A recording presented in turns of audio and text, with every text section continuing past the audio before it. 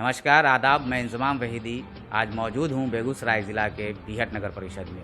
आज हम आपको एक ऐसी शख्सियत से मिलवाने जा रहे हैं जो बेगूसराय या बिहार में किसी परिचय का मोहताज नहीं है।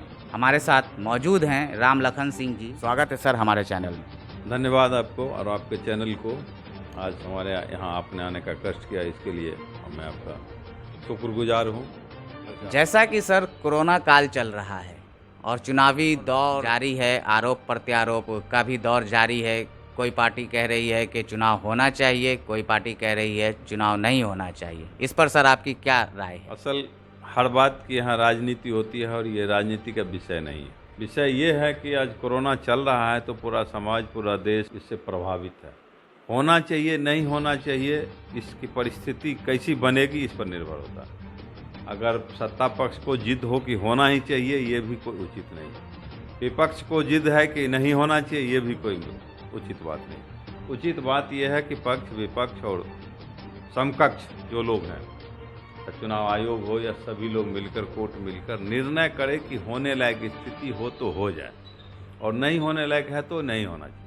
ये पक्ष विपक्ष का मामला नहीं बनना चाहिए, ये पूरे प्रदेश का मामला बनना चाहिए, पूरे देश का मामला है। आज दुनिया इससे त्रस्त है और इसके साथ कोई किसी तरह का छेड़छाड़ और मजाक नहीं होना। सर मेरा दूसरा सवाल ये है कि जिस तरह से कोई भी चुनाव आता है तो विकास के मुद्दे होते हैं। हम ये विकास किया, हमने वो विकास किया। तो अगर स्थानीय तौर पर देखा जाए तो क्या सत्ता पक्ष या सत्ताधारी सरकार ने पूरी तरह से विकास किया है या विकास करने में पूरी तरह से सफलता हासिल नहीं की? देखिए, उस समय का जो समीकरण था वो बदला हुआ। पहले जिस मुद्दे पर महागठबंधन का चुनाव हुआ वो महागठबंधन रहा नहीं, टूट गया। फिर से समीकरण बना जदयू और भाजपा का, मतलब एनडीए। तो एनडीए के मुद्दे पर चुनाव नहीं लड़ा गया और आज जो लोग जीत कर आए हैं वो एनडीए के मुद्दे पर खड़े उतर नहीं रहे। जदयू के भी हैं तो भी खड़े नहीं उतर रहे हैं और जो जदयू से बाहर हैं या एनडीए से बाहर हैं उनको मतलब ही क्या। तो जब जदयू के हैं, चूँकि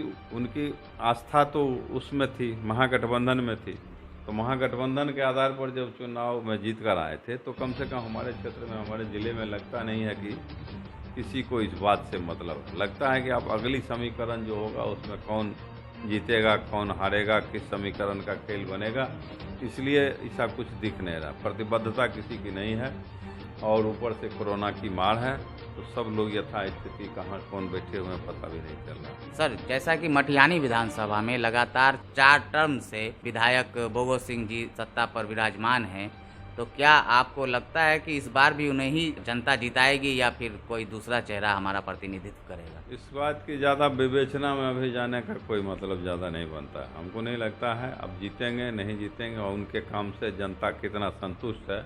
असल में हमारा मटिहानी के बाद का क्षेत्र है, मटिहानी का इधर का कोई हमारा दौरा नहीं हुआ है और इस बात पर हम जाना नहीं चाहते, क्योंकि कल गठबंधन का अगर मजबूत हालत रहा, गठबंधन मतलब एनडीए का, तो निकल भी सकते हैं। उनका काम मजबूत होगा तो भी निकल सकते हैं, अगर काम कमज़ोर होगा, गठबंधन भी कहीं फिसल जाए तो हार भी सकते हैं। लेकिन चुनाव में हार जीत तो लगी रहती है। उनकी हार होगी और या उनकी जीत होगी, ये निश्चित रूप से हम नहीं कुछ कर सकते। व्यक्तिगत तौर पर विधायक जी को आप कैसा आंकते हैं? उनसे हमारा ठीक है, कोई उनसे कोई दुराव भी नहीं है और कोई उन पर हम आधारित भी नहीं है। जो एक व्यक्तिगत संबंध जो होता है वो हमारा ठीक ही है। इसलिए राजनीति में वो पिछले बार कहीं थे, हम कहीं थे, आज दोनों एक जगह फिरों में। मतलब सर कि मतभेद अलग बात है, मनभेद नहीं होना चाहिए। मतभेद हो जाता है, मनभेद नहीं। मतभेद भी पिछले बार था, अब यहाँ न मतभेद की बात आगे रहने वाली है न मनभेद है। मतलब साथ लड़कर, साथ चलकर, हाँ, साथ उनको टिकट मिलेगा तो वो भी, उनको हमको भी साथ देना पड़ेगा। हमको टिकट दिया जाएगा पार्टी से तो उनको भी साथ देना पड़ेगा, तो परस्पर संबंध होगा। धन्यवाद सर हमारे चैनल के साथ जुड़ने के लिए, हमें अपना कीमती वक्त देने के लिए।